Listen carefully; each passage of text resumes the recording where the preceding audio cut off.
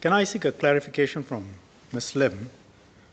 She said that there was a trial balloon. The Prime Minister spoke last year, and because of the public reaction, the government backed down, but was stuck with this announcement, and therefore this announcement has been made of a future GST increase.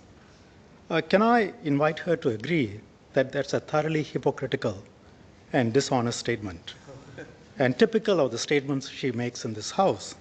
Let me explain. Would Ms. Lim agree that Prime Minister first talked about a tax increase during the National Day rally? I think it was in 2013. And that the Finance Minister talked about the tax increase in the budget last year, a year ago. And the Prime Minister, when he spoke about the likelihood of a tax increase late last year, referenced to the Finance Minister's statement earlier in the year. Does she not know all these facts? And if one, with some common sense, puts those facts together with another set of facts, which is that DPM Tharman and the Prime Minister had said the government had enough funds for this term. You put those two sets of government positions together, is it not absolutely clear that A, we don't need money for this term, and B, we will need to raise taxes for the future? Given that the positions have been consistent, and Ms. Lim would also know that, for example, when we first talked about GST, it was mentioned in 1986, but came into force much later, I believe in 2004. 1994.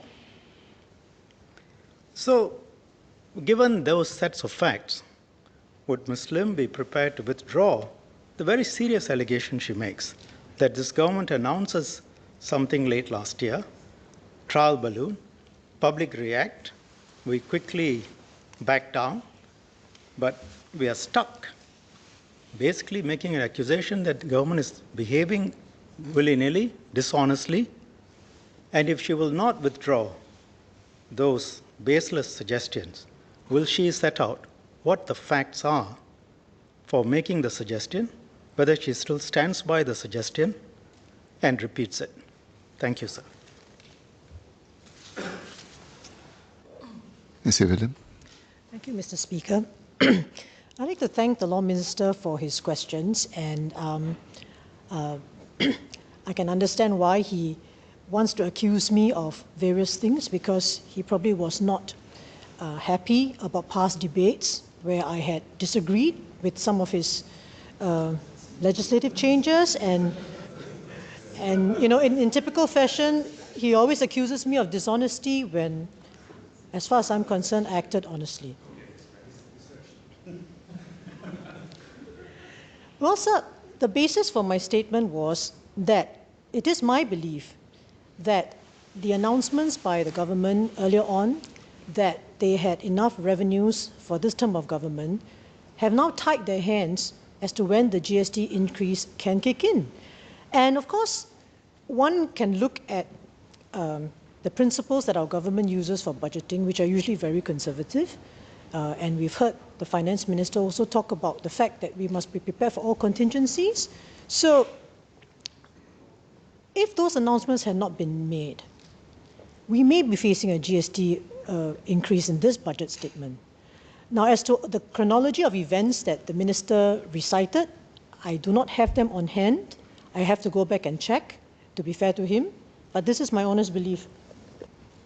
Assuming the facts are as I have set them out, would you agree that the suggestions are baseless, and are you prepared to withdraw that this government behaved dishonestly?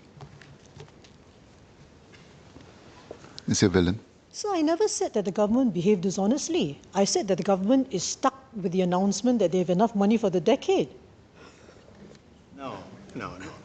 The implication, based on what you've said, is that a trial balloon was floated with the obvious intention that a tax increase was going to be announced now. But because of the public reaction being so severe, the government has backtracked and has changed its mind and has announced it as a future tax increase.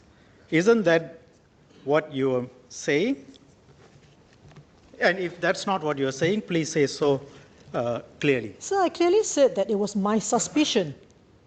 I clearly said that. You can check the hands up. So we and are. it's my honest suspicion. Yes. If members can entitled- wait till I call them. Am I not entitled to have a view? Mr. Shan. So we now have that confirmation that there was a suspicion. Now, does Ms. Lim agree that it doesn't accord with the standards of a first world parliament and honest debate for someone to come here and start talking about, this is my suspicion, I cannot back it up, it's contrary to all the facts. In fact, I haven't checked the facts. Now that you recount the facts, I'll go back and check, but I have my suspicions. Would she agree that that is contrary to the standards of a first world parliament? And secondly, I'm not the only one to accuse Ms. Lim of dishonesty.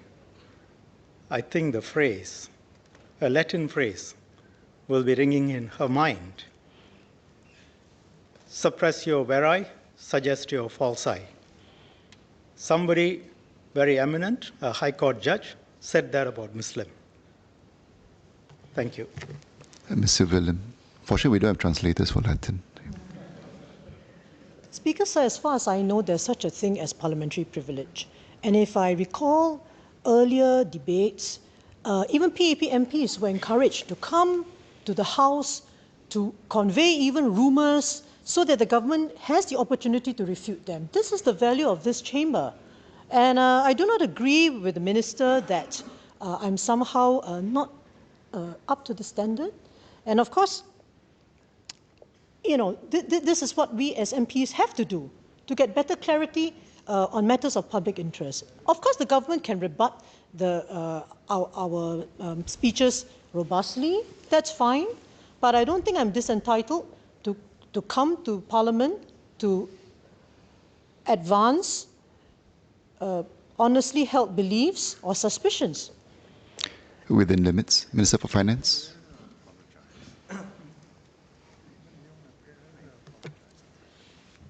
Mr. Speaker, thank you. Now, I want to thank my colleague, Minister Shanmugam, for reminding me that I have not answered this part of Ms. Lim's question. Now,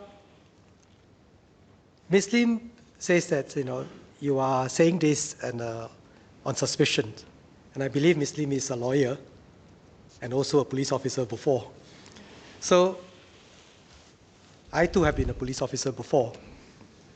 So we know that the first thing that when we have a suspicion is to go out and interview witnesses as part of our investigation. Now, I want to present myself as your witness because I've been working on this ever since I became finance minister.